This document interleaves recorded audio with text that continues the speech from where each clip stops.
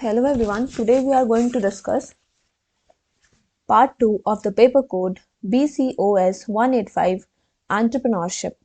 ठीक है, अगर आपने अभी तक पार्ट 1 नहीं देखा है तो आप क्या करेंगे, इस वीडियो के डिस्क्रिप्शन में जाएंगे, वहाँ पे आपको पार्ट 1 की लिंक मिल जाएगी। ठीक है, वहाँ से आप पार्ट 1 देख सकते हैं। जिन भी बच्चों के दिसंबर में एग्जाम्स हैं उनके लिए ये वीडियो बहुत इंपॉर्टेंट होने वाली है।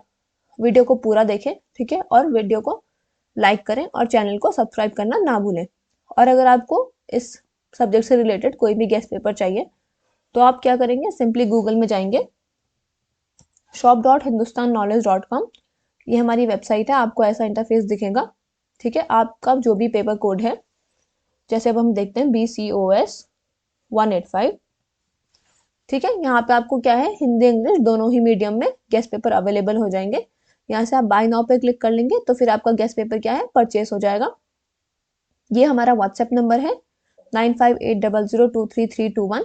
अगर आपको वेबसाइट से परचेस करने में कोई भी प्रॉब्लम आती है तो आप क्या करेंगे, हमें व्हाट्सएप पे मैसेज करेंगे, फिर हम आपको वहां से गेस्ट पेपर परचेस करवा देंगे। ठीक है, अगर आप केवल ये गेस्ट पेपर्स और ये वीडियोस पूरी कर लेते हैं तो आपके एग्जाम क्लियर हो जाएगा। ठीक है, तो चलते हैं फर्स्ट क्वेश्चन की तरफ। Explain the role of MSMEs in entrepreneurship development in India. Also discuss recent initiatives of the government to promote MSMEs. अब हमें क्या बताना है, we have to tell the role of MSMEs, that is micro small and medium enterprises का हमें role बताना है entrepreneurship में। ठीक है, in India, entrepreneurship development in India. So first we will give the introduction. So micro small and medium enterprises, that is MSMEs, plays a crucial role in fostering entrepreneurship and driving economic growth in India. अब जो MSMEs हैं वो क्या है, बहुत important role play करते हैं in fostering entrepreneurship and driving the economic growth of in India. ठीक है, they act as a breeding ground for innovative ideas, employment generation and balanced regional development. ये क्या करते हैं, वो एक्ट करते हैं एक ब्रीडिंग ग्राउंड की तरह, किसके लिए, इनोवेटिव आइडियाज हो गए, एम्प्लॉयमेंट जनरेशन हो गई और बैलेंस रीजनल डेवलपमेंट्स हो गए। MSMEs contribute significantly to India's GDPs, manufacturing outputs and export sector, making them an essential pillar of the Indian economy. अब जो MSMEs हैं वो इंडिया के GDP के लिए सिग्निफिकेंटली कंट्रीब्यूट करते हैं, मैन्युफैक्चरिंग आउटपुट के लिए, एक्सपोर्ट सेक्टर के लिए, जिससे कि ये क्या है, एक एसेंशियल पिलर बनता है इंडियन इकोनॉमी का। ठीक है, firstly MSMEs encourages entrepreneurial culture by offering opportunities for individuals to start and grow businesses with relatively low capital investment. यानी कि MSMEs क्या encourage करता है, individuals को to grow and start the business with low capital investment. So this enables first generation entrepreneurs to convert ideas into viable enterprises. तो इससे क्या होता है, जो भी हमारे फर्स्ट जनरेशन एंटरप्रेन्योर्स हैं वो अपने आइडियाज को कन्वर्ट करते हैं into the viable enterprises. Secondly MSMEs plays a vital role in employment creation. ठीक है, इससे क्या होता है, एम्प्लॉयमेंट क्रिएशन होती है स्पेशली रूरल और सेमी अर्बन एरियाज में। ठीक है, this reduces pressure on agriculture and curbs rural urban mitigation. तो इससे क्या होता है, प्रेशर जो होता है एग्रीकल्चर पे वो रिड्यूस होता है and it also curbs the rural urban migration. ठीक है, so additionally MSMEs promote innovations and competition by developing niche products, adopting flexible production techniques and exploring नए नए मार्केट्स। ठीक है, यानी कि नए नए मार्केट्स को एक्सप्लोर करता है। ठीक है, फ्लेक्सिबल इसके प्रोडक्शन टेक्निक्स होते हैं। They also support larger industries by acting as suppliers, service providers and subcontractors, thus strengthening the overall industrial ecosystem। यानी कि ये सपोर्ट करते हैं बड़ी बड़ी इंडस्ट्रीज को बाय एक्टिंग एज सप्लायर्स की तरह ये एक्ट करते हैं, कभी कभी सर्विस प्रोवाइडर की तरह और सब कॉन्ट्रैक्टर्स की तरह भी ये एक्ट करते हैं। ठीक है, इसकी वजह से क्या करते हैं, ये पूरे जो हमारा ओवरऑल इंडस्ट्रियल इकोसिस्टम है उसको क्या करते हैं, स्ट्रेंथन करते हैं।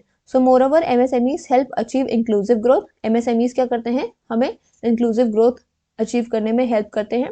So as they empower the marginalise group, ये मार्जिनलाइज ग्रुप को भी एम्पावर करते हैं, इंक्लूडिंग वुमेन हो गए, SC/ST कम्युनिटीज हो गए और रूरल एंटरप्रेन्योर्स हो गए, by offering accessible avenues for economic participation. ठीक है, तो अब हम देखेंगे recent government initiatives to promote MSMEs.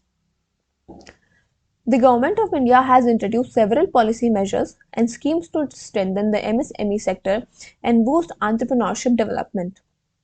Government ने क्या किया है, अलग अलग पॉलिसीज और मेजर्स लाए हैं, अलग अलग स्कीम्स लाए हैं to strengthen the MSME sector. ठीक है, and to boost the entrepreneurship development. First one is Udyam registration 2020. So simplified the process of MSME registration through a fully digital, paperless and self-declaration based system. This helps entrepreneurs access credit, subsidies and various welfare schemes easily. यानी कि जो ये उद्यम registration 2020 वाली scheme है, इससे क्या किया है गवर्नमेंट ने, it has simplified the process for the MSME registration, जिसने कि एक पूरा डिजिटल बना दिया है, पेपरलेस बना दिया है और सेल्फ डिक्लेरेशन बेस्ड सिस्टम बना दिया है। ठीक है, इसकी वजह से क्या है, जो एंटरप्रेन्योर्स हैं वो एक्सेस कर सकते हैं क्रेडिट को, सब्सिडीज को और वेरियस वेलफेयर स्कीम्स को easily. Second is emergency credit line guarantee system. It was launched during the COVID-19 to provide collateral-free loans to MSMEs, ensuring liquidity and business continuity. It has also supported large lakhs of small businesses to recover from pandemic-induced financial stress. अब जो ये आपका emergency credit line guarantee scheme है, ये हमारी कोविड-19 के time पे launch हुई थी, जिसमें कि क्या होता है, कोलैटरल फ्री लोन्स प्रोवाइड करते थे हम एमएसएमईज को, जिसकी वजह से क्या है, हम इंश्योर कर पाते हैं कि लिक्विडिटी रहे और बिजनेस कंटिन्यूटी बने रहे। So it has also supported lakhs of small businesses, यानी कि इसने बहुत सारे लाखों जो स्मॉल बिजनेस हैं उनको भी हेल्प किया है to recover from pandemic induce financial stress. ठीक है, third is raising MSMEs definition. The revised classification based on investment and turnover has broadened the coverage of the sector, allowing more enterprises to benefit from the government schemes. अब इसमें क्या है, revised classification हुआ है on the basis of investment and turnover. इसकी वजह से क्या है, जो coverage है सेक्टर का वो broadened हो गया है, जिसकी वजह से क्या है, बहुत सारे जो enterprises हैं वो benefit हो रहे हैं government scheme से.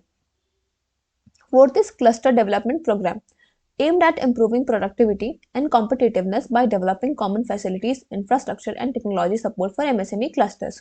यानी कि cluster development programs शुरू हो गए हैं, जिसकी वजह से ये aim करता है to improve the productivity and competitiveness by developing the common facilities, infrastructure और technologies. ठीक है, fifth is credit guarantee fund trust for MSMEs. ठीक है, यानी कि it provides collateral free credit up to a certain limit, encouraging banks and financial institutions to lend to the first time entrepreneurs. यानी कि इन्होंने क्या किया है, कोलैटरल फ्री क्रेडिट भी दिया है टू अ सर्टेन लिमिट, ताकि जो बैंक्स और फाइनेंशियल इंस्टीट्यूशन है वो उनको एनकरेज कर सके जो कि फर्स्ट टाइम एंटरप्रेन्योर्स हैं। ठीक है, sixth is PM formalisation of micro food processing enterprises, supports micro level food processing units with credit, training and market linkage. यानी कि जितने भी हमारे micro level food processing units हैं उनको ये सपोर्ट करता है विद क्रेडिट हो गया, ट्रेनिंग हो गया और मार्केट लिंकेज हो गया। Seventh is skill India and startup India mission, promotes entrepreneurship through skill development, incubation centers and financial support for innovative MSMEs ventures. यानी कि ये प्रमोट करता है हमारी entrepreneurship skills को through the skill development, incubation centers हो गए, financial support हो गया for the innovative MSMEs ventures. So overall these initiatives collectively strengthen the MSMEs ecosystem. अब जितने भी ये इनिशिएटिव हैं ये कलेक्टिवली क्या करते हैं, MSME इकोसिस्टम को स्ट्रेंथन करते हैं, एनकरेज करते हैं एंटरप्रेन्योरशिप को और कंट्रीब्यूट करते हैं significantly to the India's economic growth. तो यहाँ पे आपका ये पहला क्वेश्चन खत्म होता है। अब हम नेक्स्ट क्वेश्चन की ओर चलेंगे। अगर अभी तक आपने इस चैनल को सब्सक्राइब नहीं किया है तो आप चैनल को सब्सक्राइब कर लें, ठीक है, और वीडियो को ज़्यादा से ज़्यादा शेयर करें और साथ में हमारे टेलीग्राम ग्रुप में ज्वाइन हो जाइए, जिसका कि लिंक आपको डिस्क्रिप्शन बॉक्स में मिल जाएगा। वहाँ पे क्या है, आपको सारी क्लासेस की अपडेट मिलती रहेंगी। ठीक है, तो हम चलते हैं नेक्स्ट क्वेश्चन की ओर। Describe the essential components of a detailed project report with the help of example. Now in this question we have to describe the essential components of a detailed project report. यानी कि DPR के हमें essential components बताने हैं with help of the examples. So first we will give an introduction about detailed project report. So a detailed project report is a comprehensive document that outlines all critical aspects of a proposed project. यानी कि detail project report क्या होती है, एक comprehensive document है जिसमें कि जो भी हमारे क्रिटिकल एस्पेक्ट्स होते हैं किसी भी प्रपोज प्रोजेक्ट्स के वो आउटलाइन किए जाते हैं। It serve as a blueprint from planning, executing and evaluating project feasibility. यानी कि ये एक ब्लूप्रिंट होता है हमारी प्लानिंग का, एग्जीक्यूटिंग का और प्रोजेक्ट को फीजिबली इवैल्यूएट करने का। Below are the essential component of a DPR with examples for better understanding. ठीक है, पहला है executive summary. This section provides a concise overview of the entire project. यानी कि प्रोजेक्ट का क्या है पूरा ओवरव्यू, ये एग्जीक्यूटिव समरी हमें बताती है। एग्जाम्पल है सोलर पावर प्लांट DPR में summarize project goals, capacity, estimated cost and implementation timeline. यानी कि एग्जाम्पल के लिए देखा जाए, अगर मान लीजिए हम कोई solar power plant DPR present कर रहे हैं, तो उसमें क्या होगा, हमारे प्रोजेक्ट गोल समराइज होंगे, हमारी कैपेसिटी लिखी होगी, एस्टिमेटेड कॉस्ट लिखा होगा, इम्प्लीमेंटेशन टाइमलाइन लिखा होगा। Second is project background and rationale, explain the need for the project and the problem its aims to solve. यानी कि इस सेक्शन में आपको क्या मिलता है कि प्रोजेक्ट की नीड क्या है और ये क्या प्रॉब्लम को सॉल्व करेगा, ठीक है। So example, the water supply project में highlight insufficient current supply and population growth trends। मान लीजिए कोई वाटर सप्लाई का प्रोजेक्ट है, तो वो क्या हाईलाइट करता है, इनसफिशिएंट करंट सप्लाई को एंड पॉपुलेशन ग्रोथ ट्रेंड्स को, ठीक है। Third is objectives of the projects. So in this clear measurable goals and projects intends to achieve, यानी कि ऑब्जेक्टिव्स ऑफ द प्रोजेक्ट में क्या लिखा होगा हमारा कि हम क्या गोल्स अचीव करना चाहते हैं, ठीक है। What goals the project intends to achieve. For example, to provide 24/7 drinking water to 50,000 households by 2028। ठीक है, मान लीजिए ये क्या है, हमारा ऑब्जेक्टिव है, ठीक है, हमारा गोल क्या है। Fourth is project scope, define the boundaries of the project, what is included and what is excluded. यानी कि प्रोजेक्ट स्कोप में क्या होता है कि हमारी ये बाउंड्रीज बताता है कि हाँ, हमारे प्रोजेक्ट में ये इंक्लूडेड है और ये एक्सक्लूडेड है। For example, for a highway construction project, scope में include road widening but exclude toll plaza operations. मान लीजिए हम कहीं पे हाईवे को कंस्ट्रक्ट कर रहे हैं, ठीक है, हाईवे कंस्ट्रक्शन का प्रोजेक्ट है, तो उसमें स्कोप में क्या इंक्लूड होगा, मान लीजिए हम रोड को चौड़ी कर रहे हैं, that is road widening, but we are excluding the toll plaza operations, ठीक है। Fifth is technical feasibility, covers technical aspects and propose technology. यानी कि ये क्या करता है, टेक्निकल एस्पेक्ट्स को और प्रपोज टेक्नोलॉजी को कवर करता है। एग्जाम्पल के लिए देखा जाए, for an IT system upgrade this में include detail of server, software architecture and network setup. मान लीजिए कोई भी नेटवर्क मतलब IT सिस्टम अपग्रेड है, तो उसमें क्या क्या इंक्लूड होगा, सर्वर्स इंक्लूड होंगे, सॉफ्टवेयर इंक्लूड होंगे और नेटवर्क सेटअप इंक्लूड होगा, ठीक है।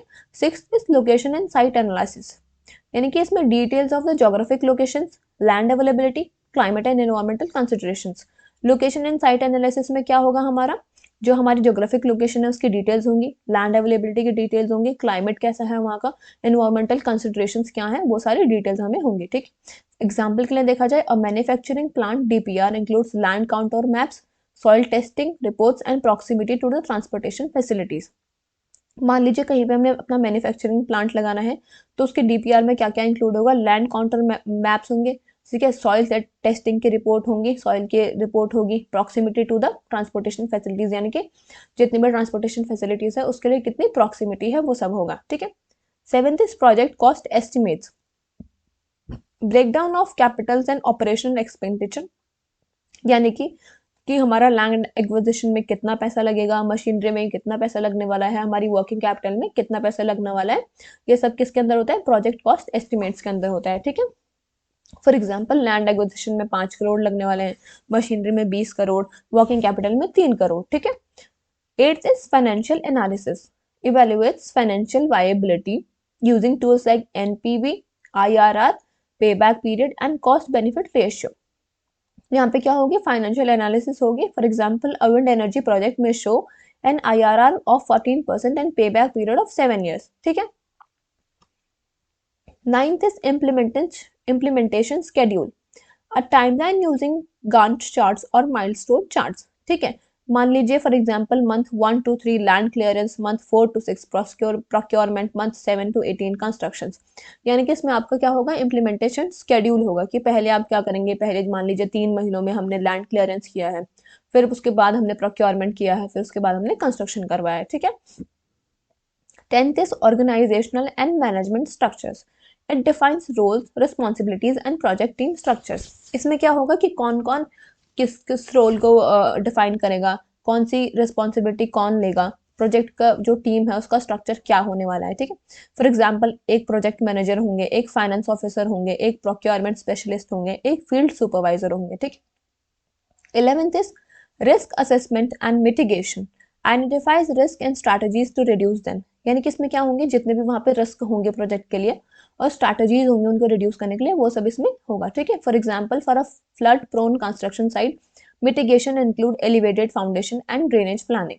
यानी कि मान लीजिए कोई फ्लड प्रोन कंस्ट्रक्शन साइट है, तो वहां पे क्या मिटिगेशन क्या क्या इंक्लूड होंगे, वहां पे हम क्या करेंगे, एलिवेटेड फाउंडेशन बनाएंगे, ड्रेनेज प्लानिंग हम अच्छे से करेंगे, ठीक है। 12th is environmental and social impact assessment, examines potential effects on surrounding communities and ecosystems, यानी कि जो भी इफेक्ट होगा हमारी सराउंडिंग कम्युनिटीज पे और इकोसिस्टम में उसको ये एग्जामिन करता है। For example resettlement plan for affected families in a dam projects, मान लीजिए कोई हम डैम प्रोजेक्ट कर रहे हैं तो जिन भी फैमिलीज को, जो भी अफेक्टेड फैमिलीज हैं उनके लिए रीसेटलमेंट प्लान बनाना, ठीक है। 13th is sustainability and monitoring plan.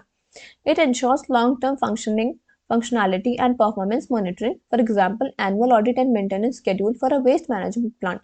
यानी कि जो भी वेस्ट मैनेजमेंट प्लांट है उसके लिए हम एनुअल एडिट करते हैं और मेंटेनेंस शेड्यूल लाते हैं, ठीक है।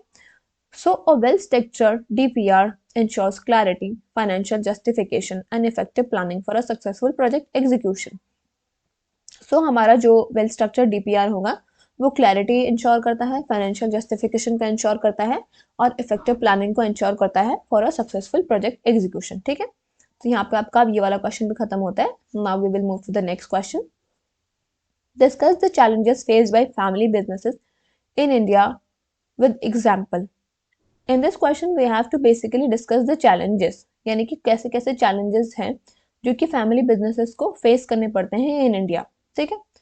So first introduction, family businesses form a significant part of India's economic landscape, contributing substantially to GDP, employment and industrial growth.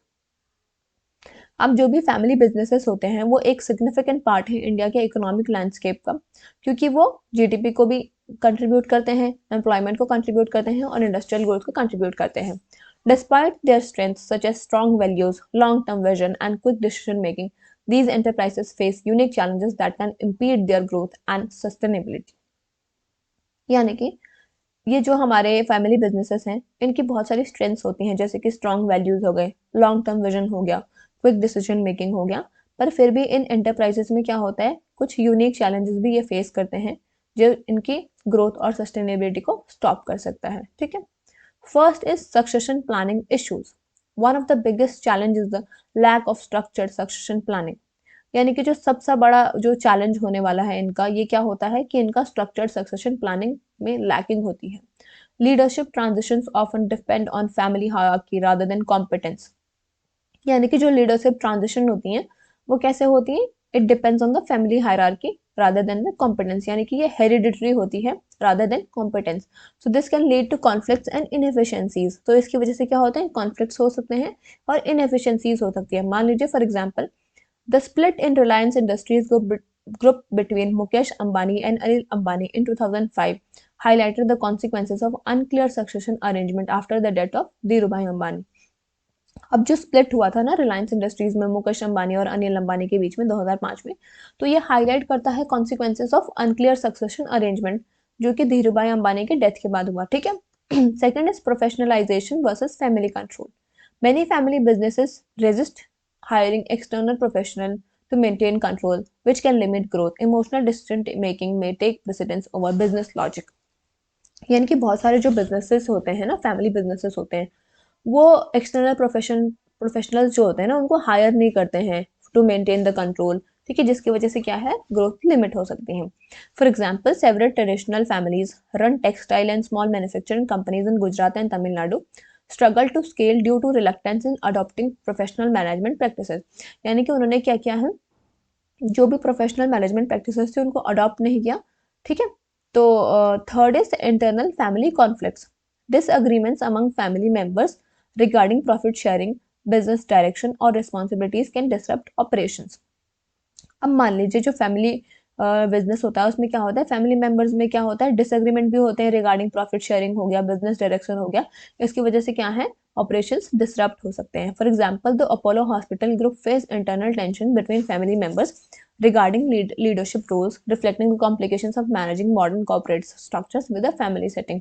तो यानी कि अगर हमें देखने को मिलता है कि जो फैमिली मेंबर्स हैं, अगर फैमिली बिजनेस होगा तो उसमें डिसएग्रीमेंट्स भी होते हैं related to profit sharing, business direction और रिस्पॉन्सिबिलिटीज, जिसकी वजह से जो पूरा ऑपरेशन है वो डिसरप्ट हो सकता है, ठीक है। Fourth is governance and transparency problem.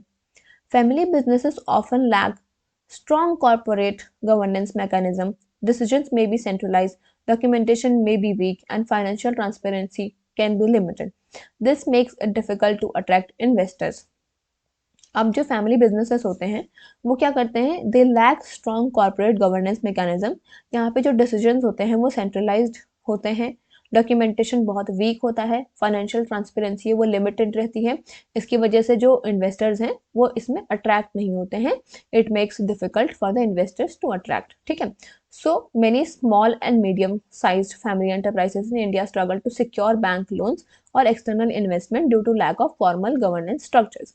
अब जो बहुत सारे स्मॉल और मीडियम साइज फैमिली एंटरप्राइजेज हैं इंडिया में, उनको स्ट्रगल होती है बैंक लोन्स को सिक्योर करने में या फिर एक्सटर्नल इन्वेस्टमेंट को सिक्योर करने में, क्योंकि उनमें क्या होता है, lack of formal governance structure होता है। Fifth is managing generational changes. Younger generations may have different aspirations, risk appetites, and management styles compared to older family members. This can create friction or lead to fragmentation.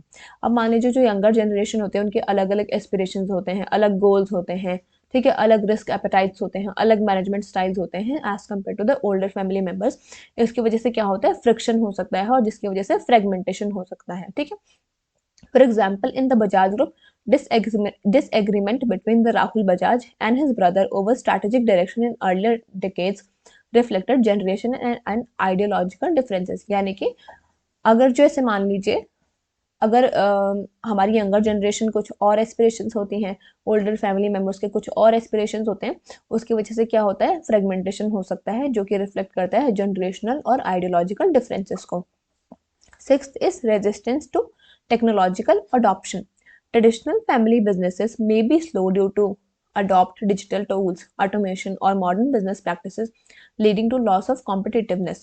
मान लीजिए जो traditional family members हैं वो slow हो सकते हैं to adopt digital tools, यानी कि डिजिटल टूल्स को अडॉप्ट करने में वो स्लो हो सकते हैं, मॉडर्न बिजनेस प्रैक्टिसेस को अडॉप्ट करने में वो स्लो होते हैं।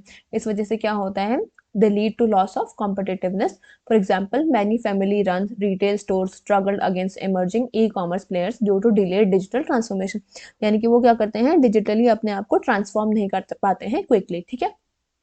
In conclusion, we can say that जो फैमिली बिजनेसेस हैं इंडिया में, they possess immense potential but they must overcome structural and interpersonal changes to remain competitive।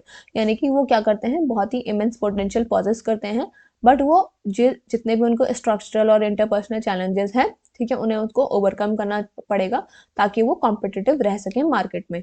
So strengthening governance, embracing professional management, ensuring clear succession plans and adopting modern technologies are essential for their long term sustainability and growth।